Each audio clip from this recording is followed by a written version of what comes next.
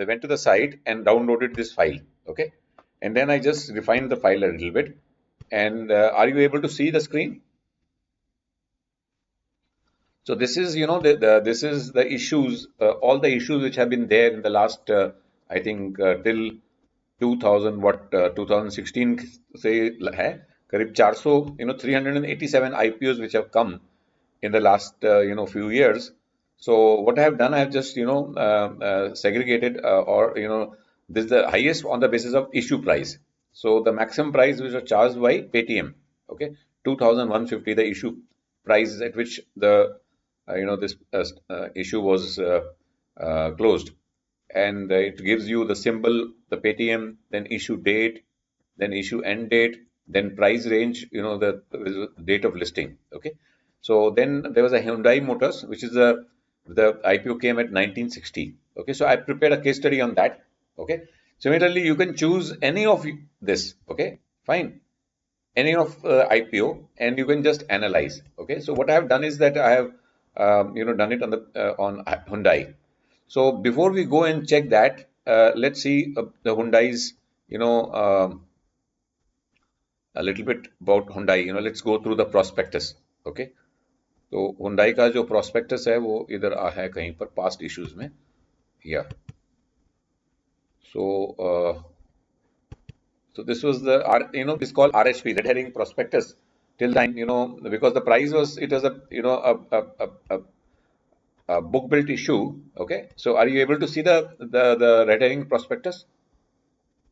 Red herring prospectus, which was published on 8th of October 2024. Okay, so this was Hyundai.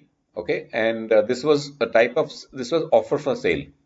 Now, as we know, Hyundai Motors India Limited is basically a subsidiary of Hyundai Motors Korea. Okay, so they were selling their own shares. Okay, to offer for sale was the shares of Hyundai Motors India Limited, which is held by the Korean promoters. Okay, so their main purpose was to, and we'll understand the purpose. I have just done the case study where I've explained why they had gone for the offer for sale. Okay, so they were offering about 1 crore 42 lakh number of shares. Okay, and ultimately the issue price came, I think, to 1960. Okay, so they announced a ban. Then they said that they're going to have, these are the book running lead managers. These are the merchant bankers like Kotak. I'm just going to make it a little bigger so that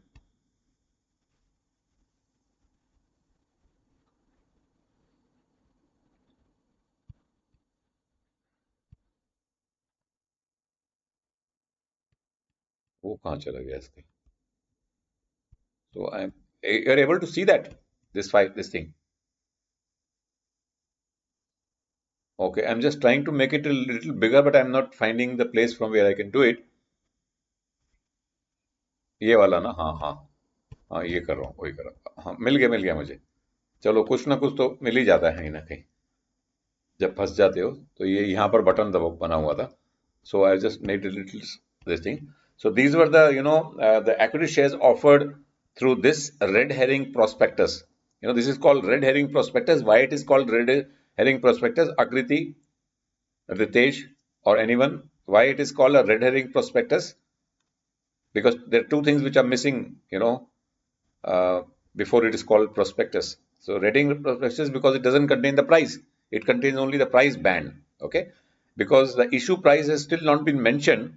So without issue price, the company cannot even mention the number of shares it is going to, offer to the public. Okay, or so neither the issue price nor the number of shares, it's left blank.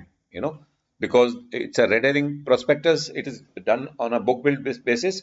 So company is going to invite bids. On that basis, they are going to finalize the price. Now, who basically helps the company to let know either the price band or the price? Who are the persons who advise the company? Merchant bankers. So who are the merchant bankers here, Abdul? Okay. Okay. And then, there's something called, a registrar also, which is also, I think, mentioned here. So there is one thing, somebody is called the registrar also. Okay, fine. So his name, details of the registrar is also there. Okay, name of the registrar is KFin Technologies Limited. Okay, so this is the registrar who is going to basically, his job is to see that the shares are allotted. Then it's all the demating formalities are done, and shares, all proper, administrative job with respect to the IPO he has to do. Okay, then this was, anchor investor. The anchor investors are basically the investors which are, the first one to be allotted the shares, and it is allotted even before, one day before the IPO starts. So if the Monday 14th was the date on which, the bids were supposed to be open, the issue was supposed to open. So the anchor investors will get on 13th of October, all their shares. Okay, fine. And anchor investors is generally part of the QIB. Okay, so they can, as they can be given almost like 60% of the issue shares. Okay, fine. The shares which have been.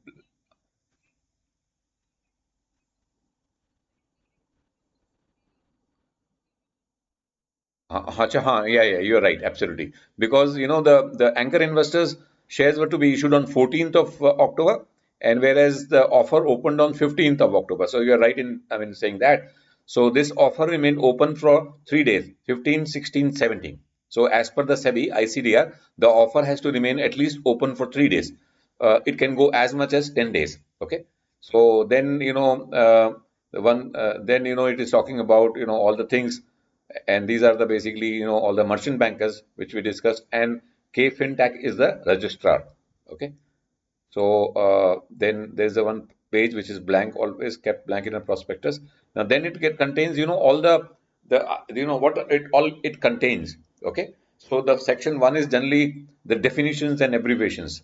Okay, summary of the offer document. Then section two is talks about the risk factors. What risk you are taking by putting your money into this company, because this company has never been listed. So there's always a risk, at what price it may open, or by price it may remain. Now if you look at the price of Hyundai, just check the Hyundai price from screener now. Okay,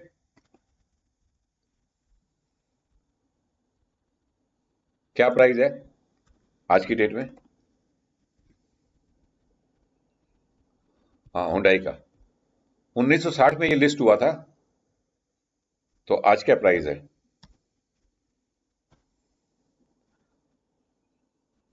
हाँ, 1676.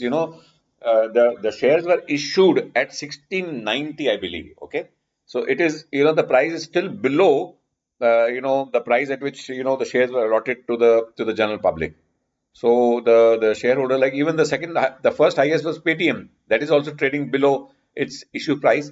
Hyundai is also trading below its, so that means the price which was charged was much higher. Okay, at the time, it came about almost like a couple of months back, or maybe last year. So एक second देखते हैं दोबारा, date कौन सी थी इसकी? What was the date which I was talking about? हाँ, 15th October. So today we are in the month of what, April. Okay, so in just a couple of months, हम देख क्या रहे थे? We were just looking at the site. Okay, fine. No, we were not here. We were looking at the prospectus. Okay, I just forgot कि हम देख क्या रहे थे. तो prospectus कहाँ गया मेरे इसमें?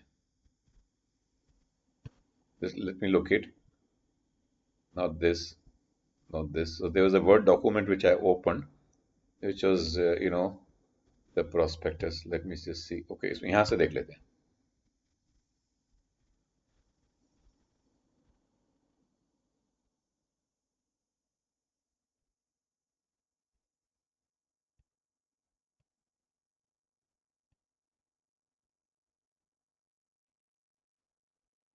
हाँ, past IPOs. I'll just open this past IPOs now. दोबारा से खोल लेता हूँ. Somewhere I lost the file. Okay. Okay. So this is.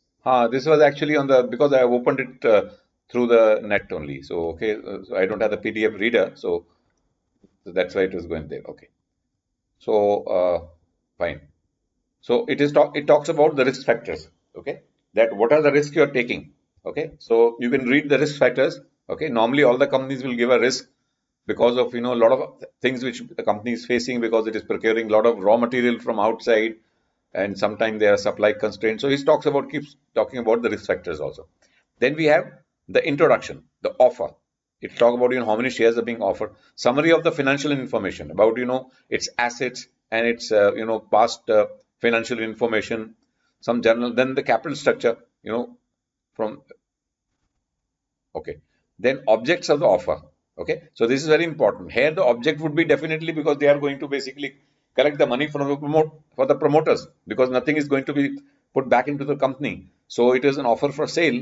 Okay, where the money will go to the Korean promoters. Then the basis for offer price. So this is very important. So this is the place where you have to spend a lot of time. So where you can just look at what are the factors which the company is saying why they have fixed the price. ये आवाज कहाँ से आ रही है? This is from my side or from Ritesh? Ritesh गाने भी सुन रहे हो? ओके, अब बंद कर दो उसको. अब देखो फिर वो हमने फिर खो गए, हमने कहाँ से निकाला था.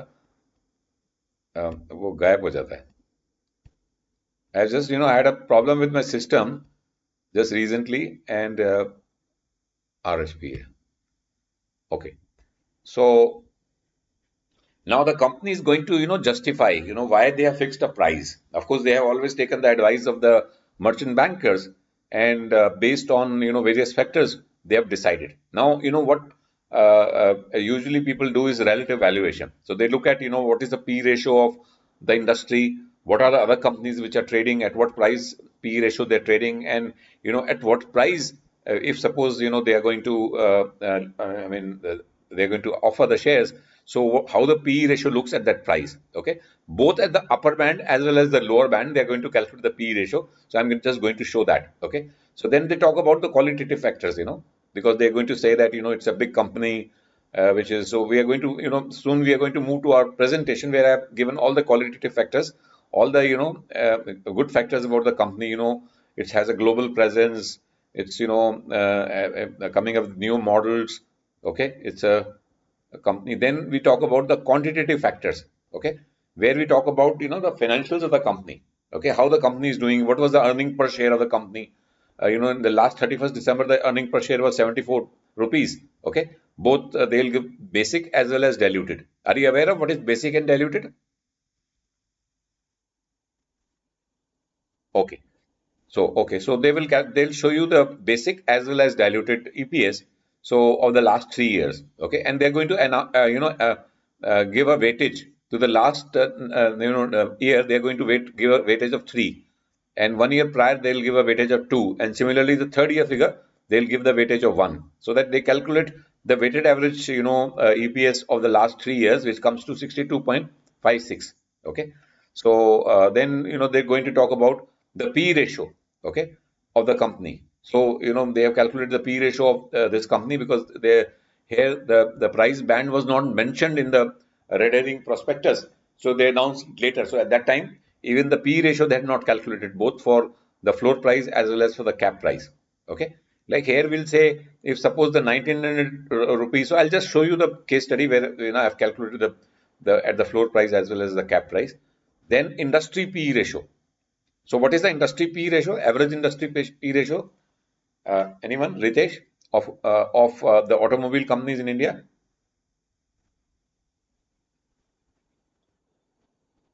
No, you have to look at this document only and tell that what is the average industry P ratio.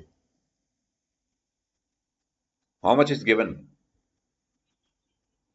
Yeah, so that means industry P ratio is around 23.57. Okay, slightly higher than the Sensex or the Nifty P, current P, which is around close to about say 21. Okay, so it is trading at a good P ratio. Fine, the industry. Okay. So then it talks about, what is the ROE, or return on net worth. So ROE or return on net worth is the same thing. So it's 56%, which is very high. Okay. So weighted average is around 40%. So here it was 59, but in the last 2 years it was 17, 23, and 56. Okay. So their ROE is very good. Okay. Yeah. Then their book value per share, which is the net asset value per equity share. So this part is very important. Okay. Then they compare, the ratios with the other listed companies in the pack. So like we have Maruti, we have Tata Motors, we have Mahindra. Okay. So what is the face value? What is the closing price on the day when when they file the prospectus of all the companies? Then how much revenue each company is making? What is the earning per share of all of the companies? Like for Hyundai, it was 74. Which company had the highest EPS in the industry according to this? Abdul? Maruti Suzuki is having the highest earning per share, which is 429. Okay. Then these are the price earning multiples of all the companies. Maruti is trading at close to 29, Tata Motors at 11.36, Mahindra and Mahindra 29.96. Okay. Now these companies are called comparable companies because they are within the same framework. All are automobile companies, but normally the companies differ. They are not exactly the same.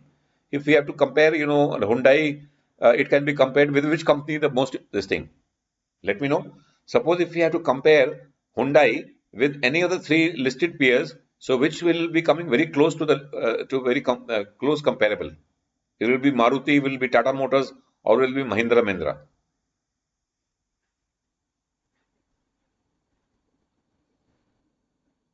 Just have a guess. आकृति और रितेश, अब्दुल, कौन सी company जो होगी आपको लगता है कि सबसे नियरेस्ट होगी हुंडई के? Will it be Maruti?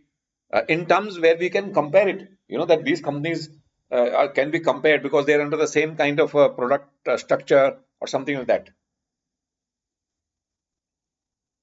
What will be your guess? Huh? Maruti Suzuki. Absolutely, Maruti Suzuki is your right answer because Maruti is also into passenger car.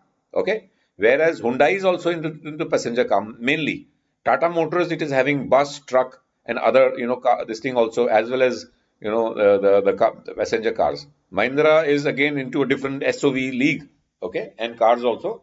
So if we have to compare the two companies on and say that they are good, I mean they can be comparable, will be Maruti and Hyundai. But again, there is some difference between Maruti and Hyundai. Now Hyundai is more of a luxury segment, of side of the passenger vehicle.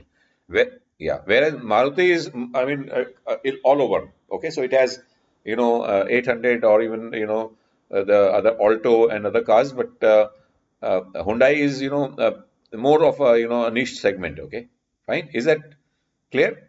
Okay.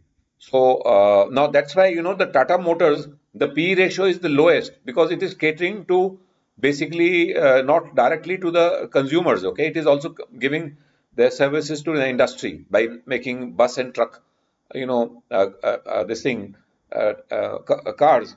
So the companies which are more towards driven towards the consumer front, they always command a higher P ratio. Okay, fine. And this is more toward the industry segment, so that's why the P ratio is a little bit depressed. Okay, and of course they have a presence in England, that is JLR, and which was not doing so well. It's been inconsistent. Okay, their performances. Okay, so that's why it commands a low P ratio because the growth has been impacted because of several things about Tata Motors. So then we talk about the some other KPIs. Okay, so I'll just move on to my presentation which I have made, which covers everything, Hyundai presentation. Okay.